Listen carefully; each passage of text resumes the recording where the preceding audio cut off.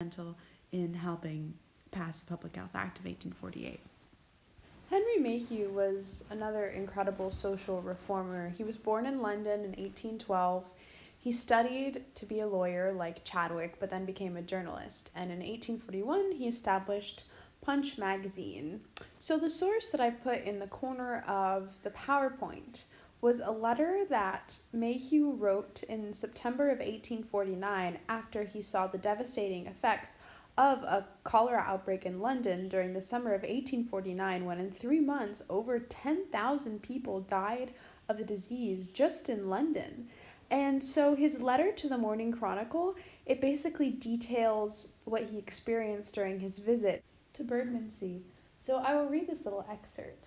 On entering the precincts of Pest Island, the air has literally the smell of a graveyard, and a feeling of nausea and heaviness comes over anyone unaccustomed to the imbibe of the musty atmosphere. So this letter was actually very successful in its intent for reform. Mayhew actually convinced the editor of the Morning Chronicle to commission an investigation into the living conditions of the working classes in England and Wales. And as a result of this investigation, one article was published every day for the rest of the year in the Morning Chronicle. And this investigation allowed Mayhew to step into his role of collecting social statistics, much like a sociologist.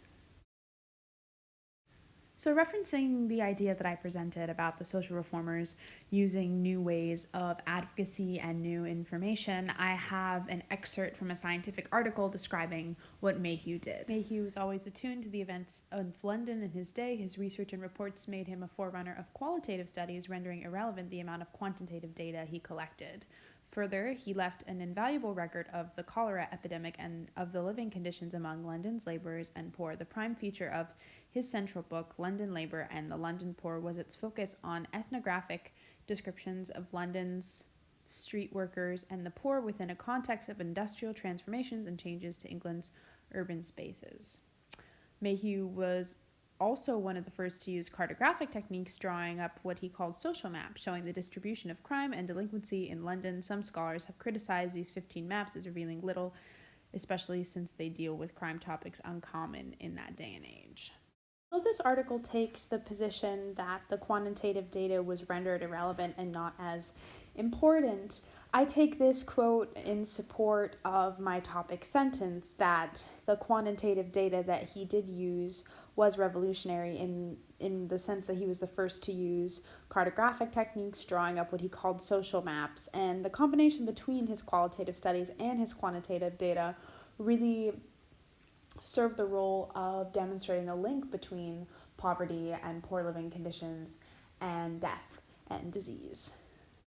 So in February of 1849, the Metropolitan Sanitary Association was established, and its establishment was really inspired by the work of Mayhew and other social reformers that really demonstrated that things in London hadn't really changed with the Public Health Act. And this was because there were really no effective provisions or effective organizations spelled out in the Health Act of 1848 that could apply to London with a population of over 2 million people. So Charles Dickens actually served on the Metropolitan Sanitary Association board along with other wealthy and influential members, and this is a great tie-in to the next topic. During the Victorian age, literature and art uniquely functioned as a new form of public health advocacy, as it challenged complacency, relaying the realities of poverty and disease whilst attempting to direct the public's eye towards responsible parties. Increasing number of people from the 1830s onwards were painfully aware of the price paid for every incremental advance. This was an era of sensational social commentaries describing in vivid detail the horrific conditions that uncontrolled urban growth had generated. It was the era of novels such as those of Dickens, which aimed to elucidate the experiences and meanings that lay behind the brute facts of social change, bringing the emotional consequences of poverty and hardship to general attention. This genre was soon given labels such as social problem, condition of England novel. So this is a quote pulled from Gange's Victorians, and I feel that it gives a really good summary as to how literature and art functioned as a new form of public health advocacy. apologize. Using this new tool, I find that the slides and the audio don't quite line up with each other 100%, so I will be moving on to reading a Dickens quote, the first writer we will examine from this time. Charles Dickens. So Socrates Listosis quotes Dickens in his papers Perspectives in Biology and Medicine.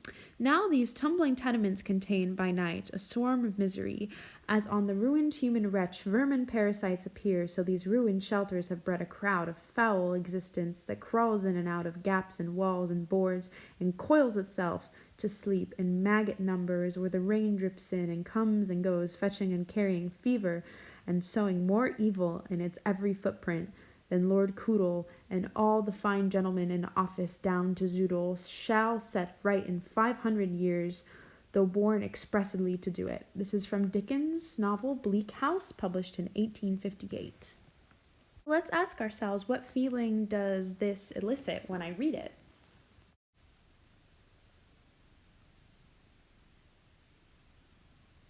Dickens was an absolute expert at appealing to the public heart, and because of this, he played such a role in public health reform. Again, he did serve on the Metropolitan Sanitary Association.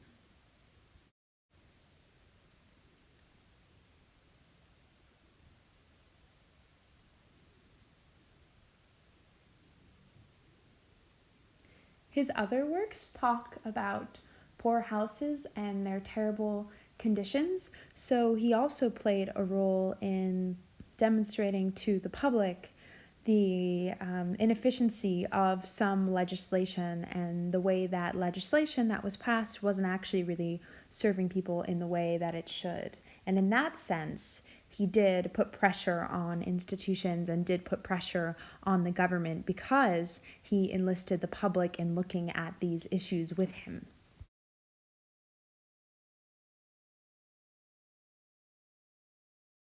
Satirical cartoon, The Wonders of a London Water Drop, published in Punch magazine in 1850, relays the public outcry at the parliamentary inaction regarding the cleanup of the river. So this satirical cartoon shows water broken down to its basest constituent, which in this case, in the illustration, are corrupt politicians. So this cartoon invites the reader to take more of an active role in public health and to really put pressure on those responsible for precipitating the crises.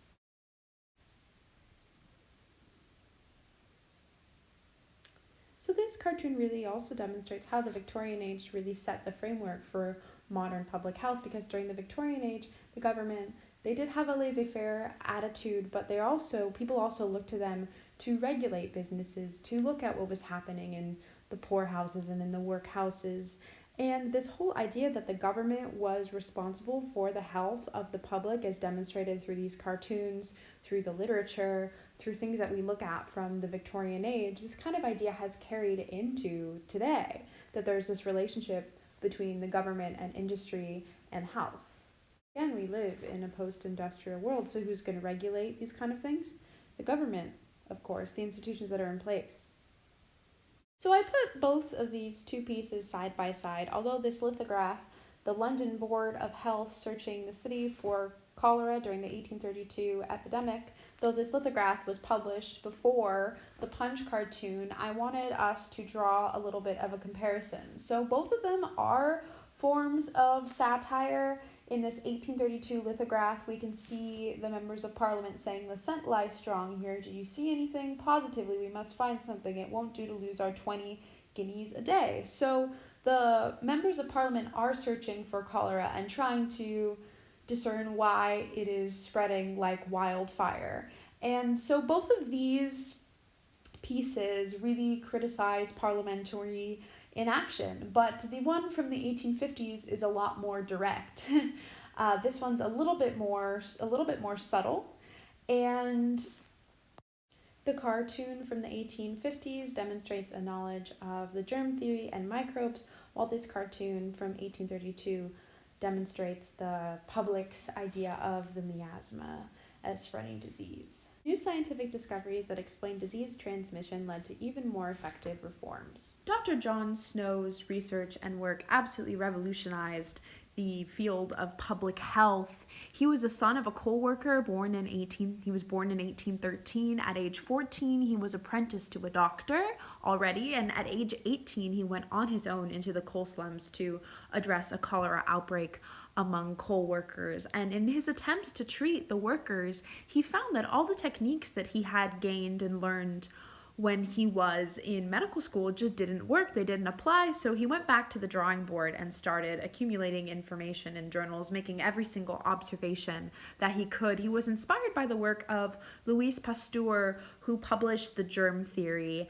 And as John Snow was plotting the deaths, he came to the idea that cholera was a suspected contagion and that it was spreading through the water. And his study at Broad Street, although he did conduct several different studies, but his study at Broad Street is the most well known about how he was able to trace deaths in an area back to a contaminated water pipe.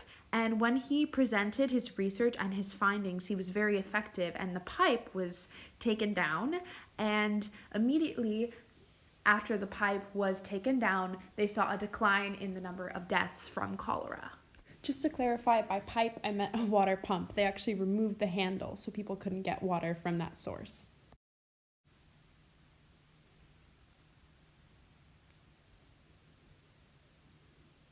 So John Snow was so prominent and so prolific that I could give a whole presentation on his contributions, but I just decided to include this example briefly to function as a way of explaining how these statistics, this math, the tracking of deaths and populations were used in a completely different, novel way, and how they were used effectively to get this pump shut down, and how they continued to be used effectively to pass legislation throughout the Victorian era.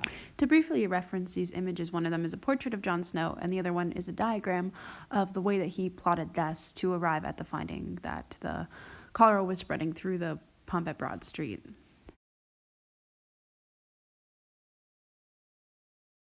But his work was not without opponents. By 1848, Chadwick had become sanitary commissioner of London and was very influential in the city's approach towards cholera. He believed that filth in rivers was less dangerous than filth in sewers. As commissioner, he had the power to have sewers regularly flushed into the river. This policy inadvertently contributed to the spread of cholera. Contrary to Dr. John Snow, he was a strong believer in the theory that epidemics were generated spontaneously from dirt and that basic sanitation rather than specific avoidance of cholera germs would control the disease. He rejected with scorn a mere hypothesis, Snow's germs theory. Chadwick remained a committed sanitarian to the end, telling a newspaper reporter shortly before his death in 1890, "I cannot tell you how strongly I believe in soap and water as preventative of epidemics." So there were people that were trying to stand in the way of progress. But we can retrospectively look back and say, wow, Chadwick's ideas were completely unfounded and crazy. Granted, unknowingly so. I'll just leave this slide up on the screen for another moment.